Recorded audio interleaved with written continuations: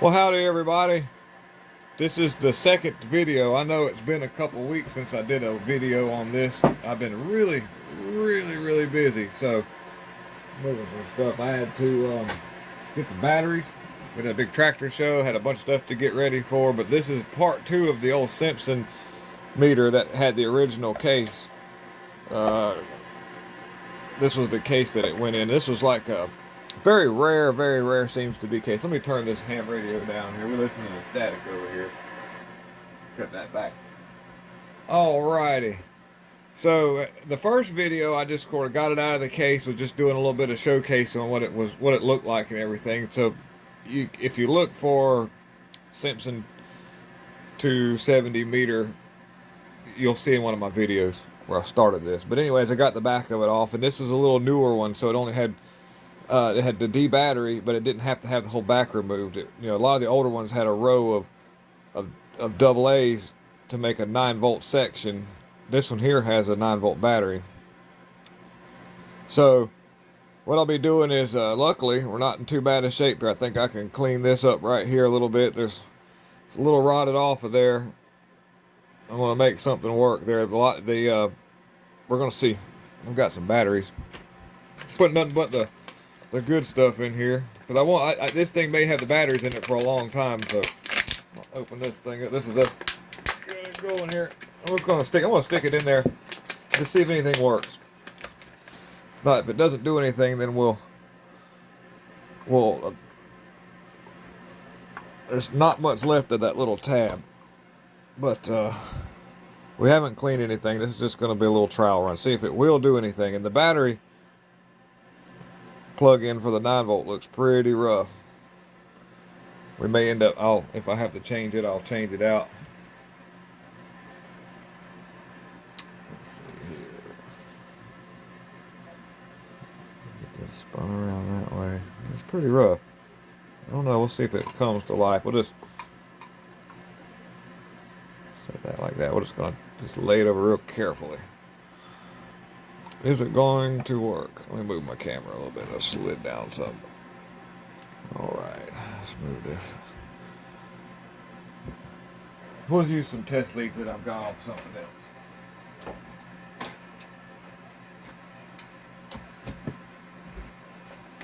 Those holes need to be cleaned out, but we're going to do that. Let's see if it'll show anything on the ohm scale. Are we ready? This meter was donated to me by a really good friend of mine who lives close to the shop that I run, by the way. He's a neighbor, so this is pretty cool. He watches my videos, and I really appreciate that. So we'll go to the ohm scale. Let's see if it shows me. Is it going to show anything? Yay! Meter's off a little bit. It definitely is off some. It could be these connections right here. They need to be cleaned, because I've got it on, pretty much a 1 ohm scale. It may, yeah, this needs to be cleaned, but it does show signs of life. We do have life there. Just need to clean the terminals up. That put a clampy, because that should, if it's working properly, we'd see this thing go all the way over to the 0.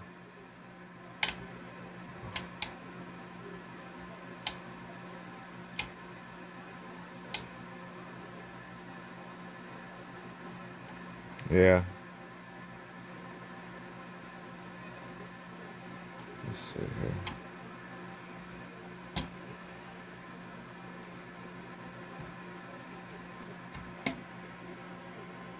here. I think once I'll probably end up taking this thing apart and cleaning the connections onto this point here, because if I move it around, it seems like it gets a little bit better. Look at that. It should zero out. It should go over here. But we have life. This thing's probably been sitting on the shelf for 250 years.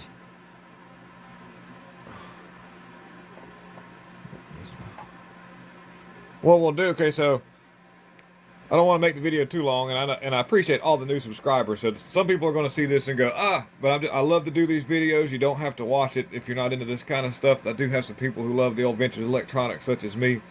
But I just enjoy doing these things and bringing old stuff back to life. I've got several meters that I've fixed over the years. I'll just do a little small video, right? I'll just show a few, but this was some of the lots. I've got some really cool old Japanese ones here, microtanas or a make of those, and a really cool Lafayette. That's a current limited circuit that I built out of just some pretty cool stuff that I use if I want to pull something, bring something to life without actually, if it's got a short, it'll light the bulbs up instead of like blowing out the piece of equipment. And also run a small isolation transformer for some things. It's not a real big one, but that helps. And some really cool old variacs. There's a low voltage power supply, a couple of Lafayette meters and all that I use. And there's a really cool, another really old microtana, but built like a Simpson. You know, they were really trying to emulate the Simpson. There's one of my clean 270s. And I run an old DAC radio. We don't want to, it's just a barefoot radio. We don't do anything. We keep it right. And it's an old Tektronix. This is cool. This is 70s right here. I love this because it's perfect for what I do. It's a 50 megahertz oscilloscope, but I don't really get too high up in frequency, so it works good for what I'm doing. I just usually check in power supplies and things for ripple current, so that helps out a lot. And a few other things I use. This can hook into my oscilloscope and I can spectrum analyze. A really cool old shortwave radio. And a neat old panel box that I found that was brand new old stock, and I use it. It's not doing a whole lot, but it's got a few things that I pull off of it.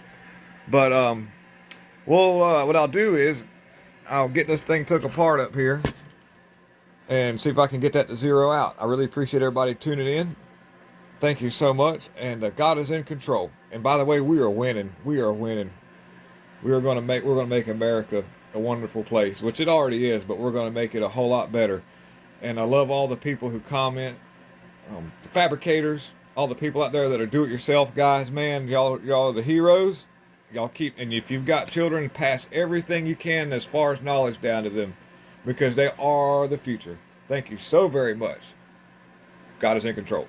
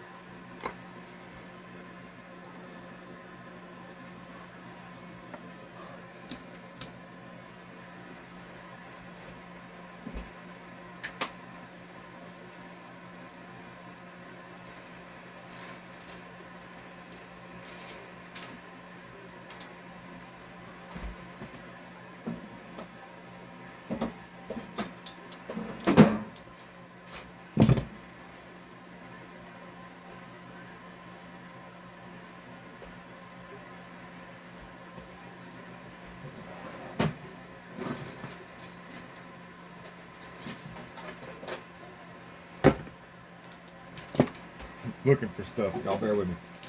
Gonna find some heat shrink.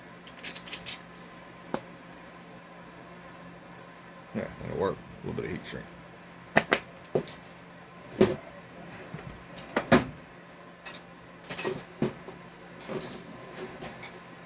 I'll make this quick. Try to me out. Always.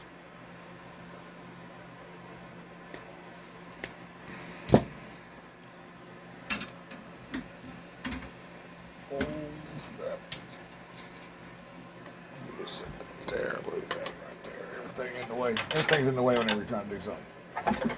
Okay. We'll just go ahead and get this. Let's see what it looks like on the inside.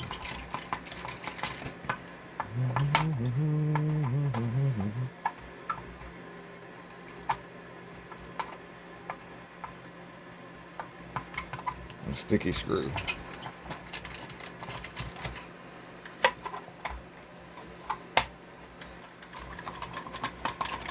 Fast. My problem is going to be that piece right there is kind of rotted, so we're going to have to make something for that. I'll have to edit the video because that's going to take me a little bit to fix.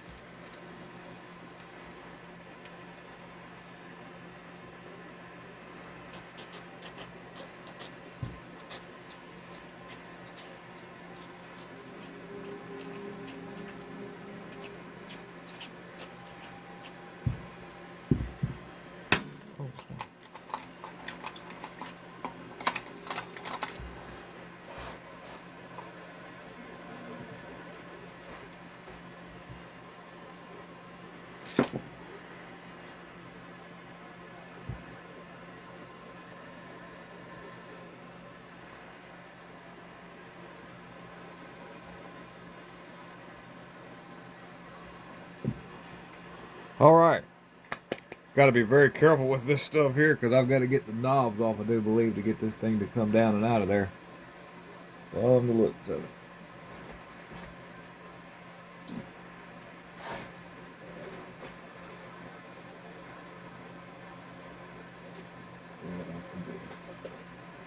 Got to be show a little bit of love and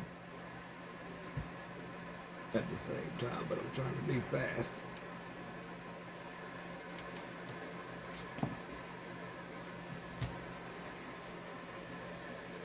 Yeah.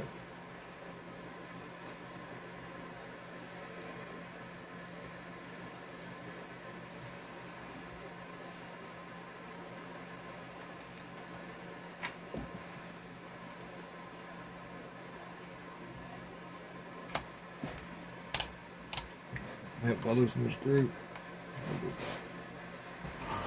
Ah, right, get in there.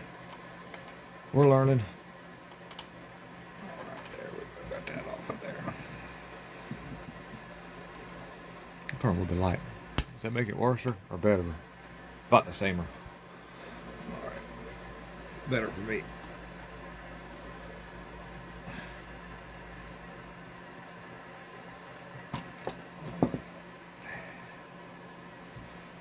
Still want to get this back off there.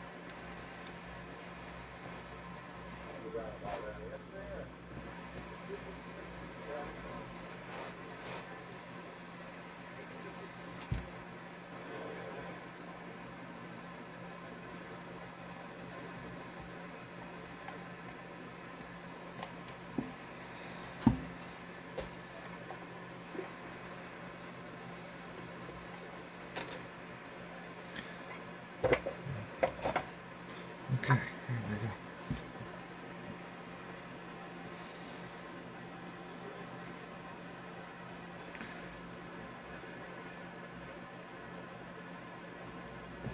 Looking pretty good on here.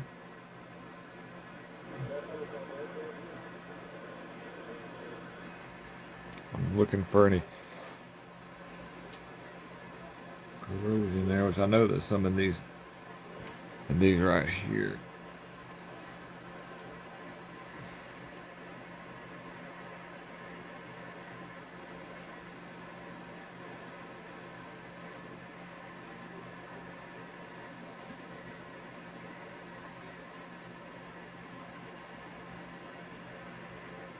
Looks to be pretty. Oh, okay, yeah. Right there.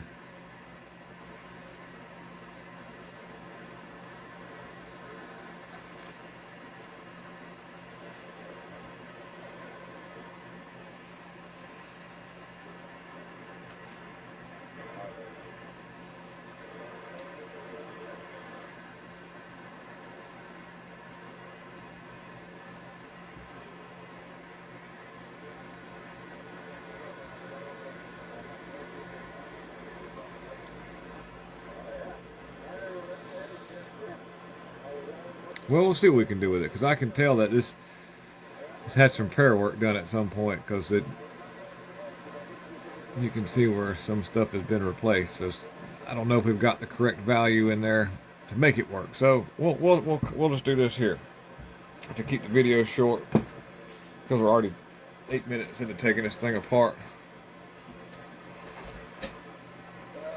Put these connections up again.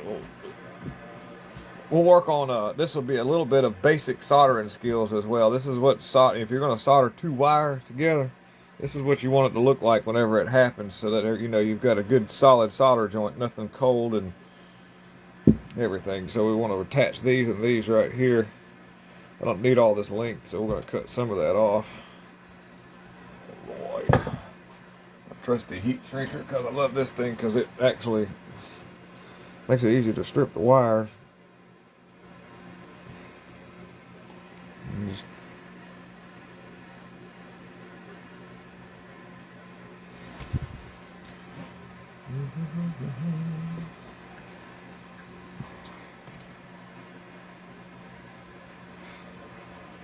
we don't want to heat our fingers too much.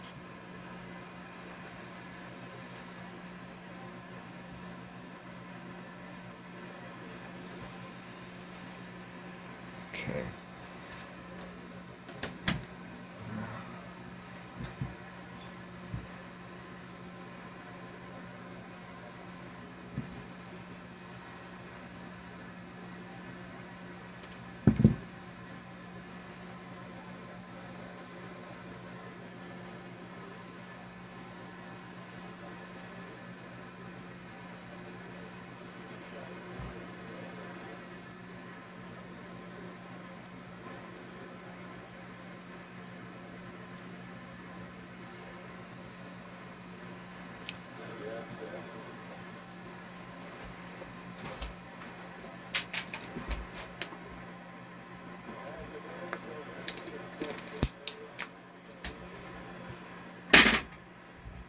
So basically, too, what we're going to be using is a basic soldering iron. Well, you don't need anything fancy. I just do this because some things I'll need to have a lot more heat, or a lot less if I'm doing some really thin boards, like we're fixing on some surface mount components. You got to have a controlled amount of heat.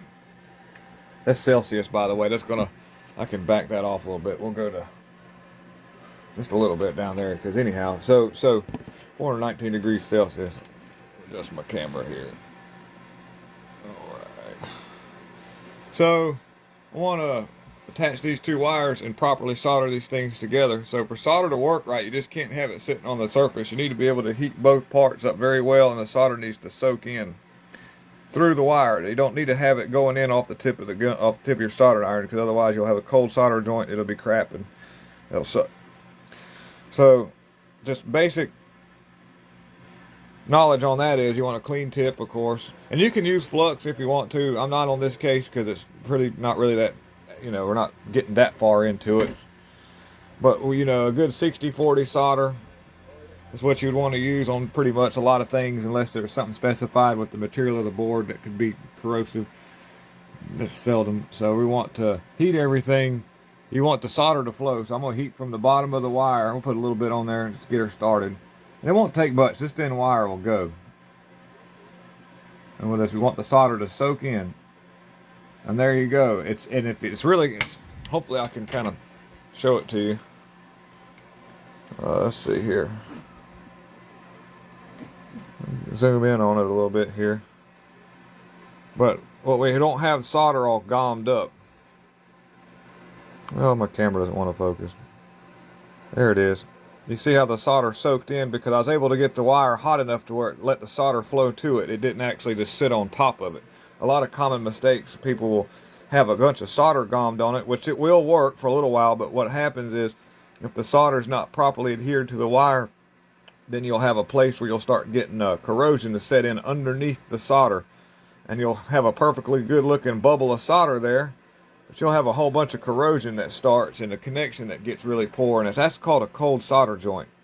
And you'll see that a lot in cases where there's a high current load, like in gauge clusters on vehicles where the main power source feeds all the little stuff into the gauge clusters. I'll find where there'll be the factories make these things so fast the solder joints aren't exactly up to par, and they'll open up, and you'll have like something like if your gauge cluster is not working properly, it'll work whenever you first crank it up, but after driving it a ways, then it starts to act haywire and quits working. Honda Accords were the worst in like 94, 5, 6, and all. I'd have to take the gauge clusters out and just resolder the pins on the gauge cluster so that I'd use a thing called a solder extractor, and it would enable me to extract the old solder off. There we go. That there had some corrosion on the wire, so I'm burning some of that off. That's why you see me doing this. You get that green stuff on the wire, typically you'll see where the solder just doesn't like to go. But we're good there. That sucks. You can heat that up and burn that old varnish off of there. So, yeah.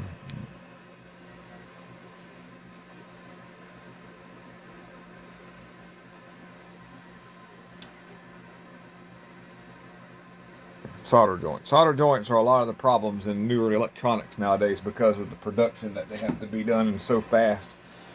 A lot of times the line of assembly, the way they do solder on board, it can just, you can use a lighter for this. I'm just using this little fancy tool because I got it. Lighter works just fine on solder, on a heat shrink. If you're on a windy day though, a heat gun is nice. If you're underneath a trailer trying to heat shrink wires back together for the something that you got to work on there, and you're blowing like heck, your lighter doesn't want to work. For this right here, we've got a mess.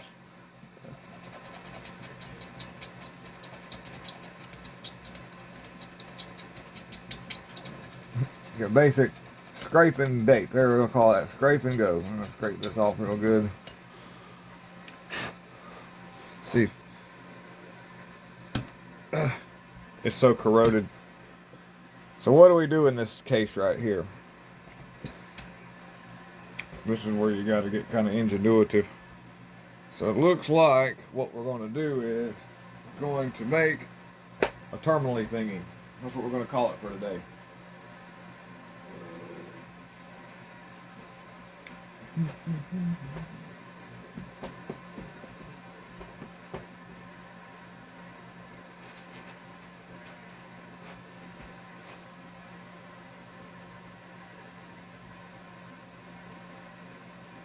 Just trying to find an applicable piece of wire that can work for what I want to do here.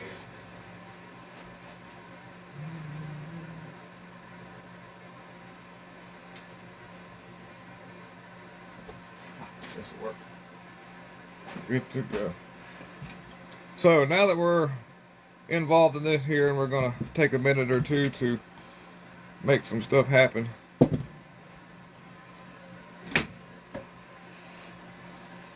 I really, really hope that people are aware of what's going on in the country. And thank everybody for watching this super long video. You don't have to watch all this. If you want to fast forward through some of it, I'm pretty much just going to make me a lead for that right there. We're in situations where people aren't awake.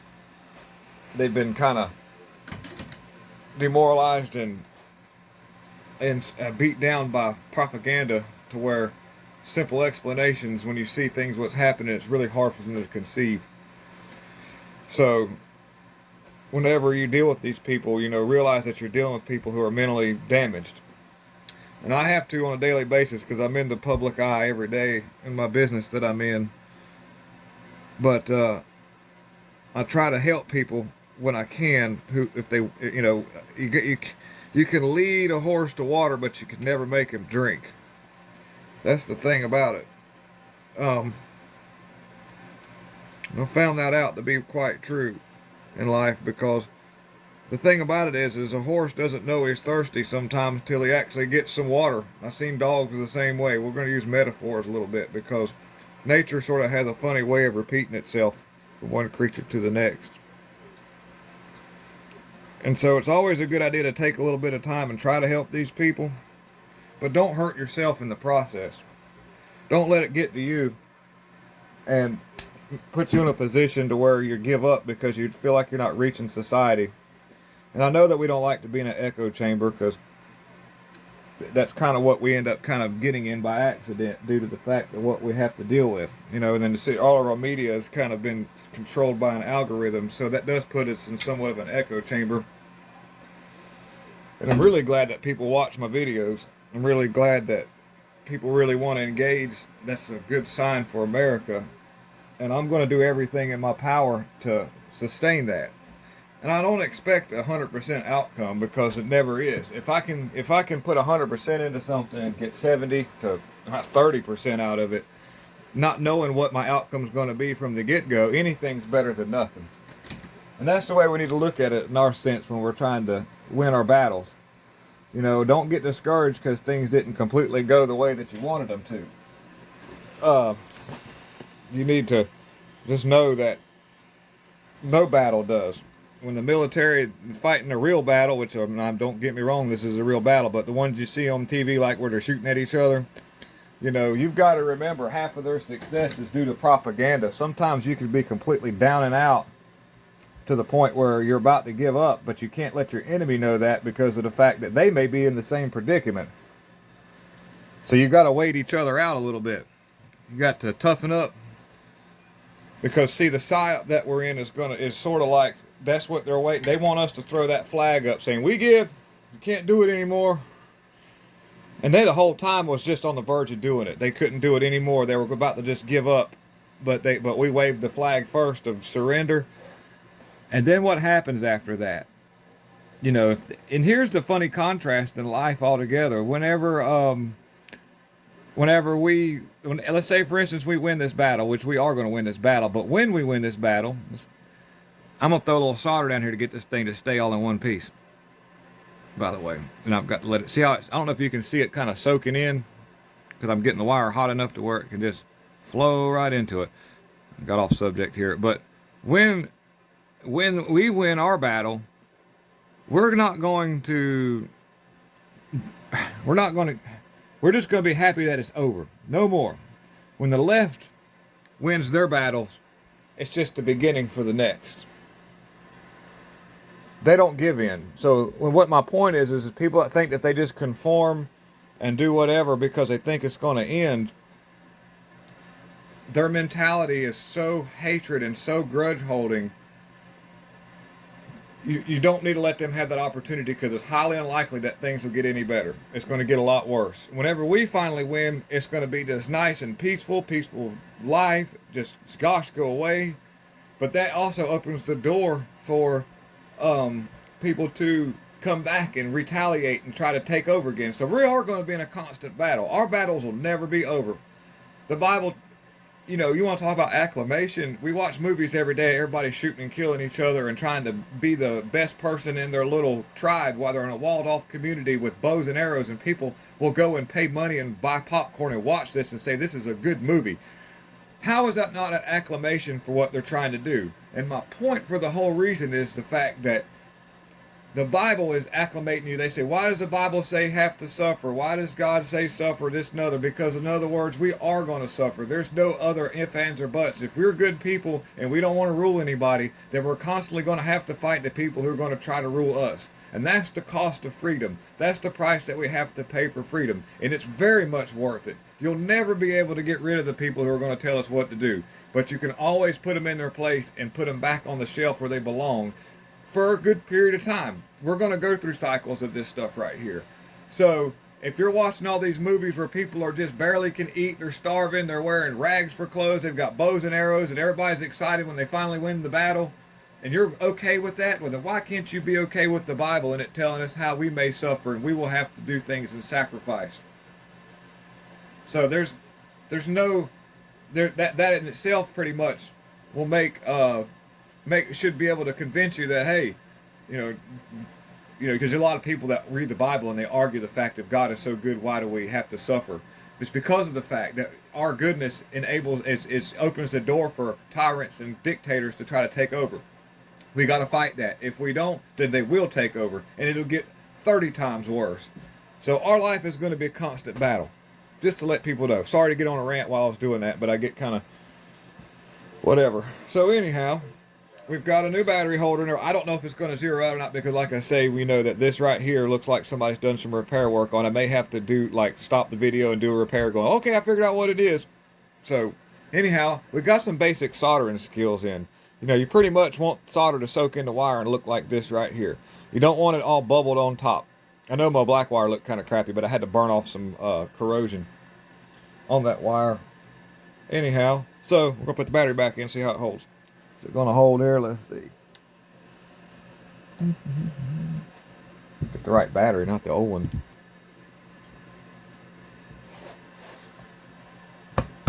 Yay, it's kind of, it works, it holds it. Okay, we can work with that. And we're gonna get a fresh 9-volt. That one was I just had laying on the shelf, and I've got one right here. Yeah. All right. I had to take a loan out to get this battery right here, by the way. This is how much things have went up. Thanks there. Let's go, Brandon. Appreciate that. All right, and then let's see what we'll do here real quick is, because I know that these holes are kind of dirty. Oh, you ready? I love copper wire. You can do so much with wire that's copper. It's just beautiful. Let's get us a chunk of this wire right here and clean these holes out.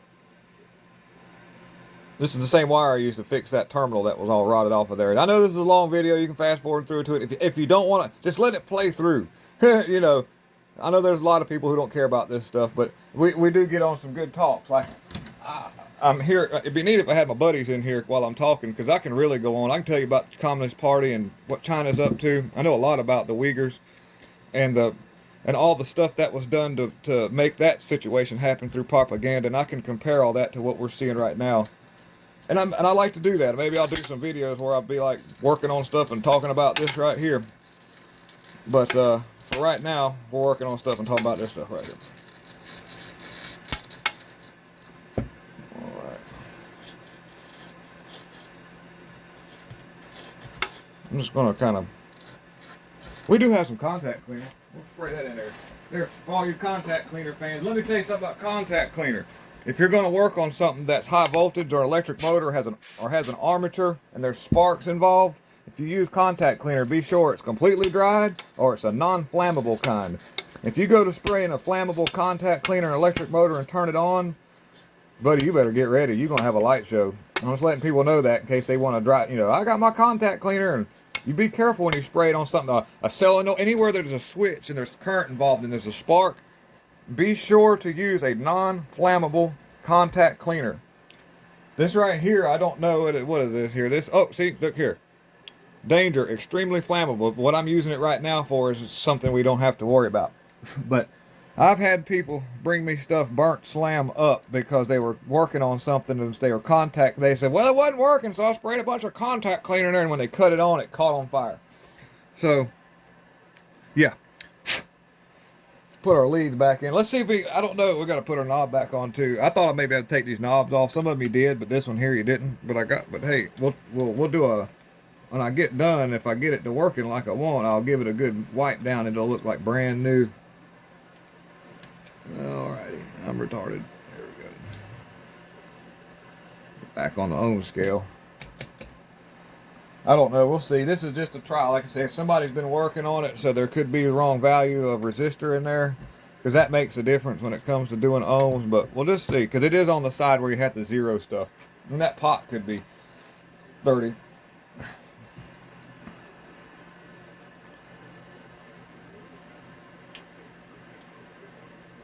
Wow, we're almost there.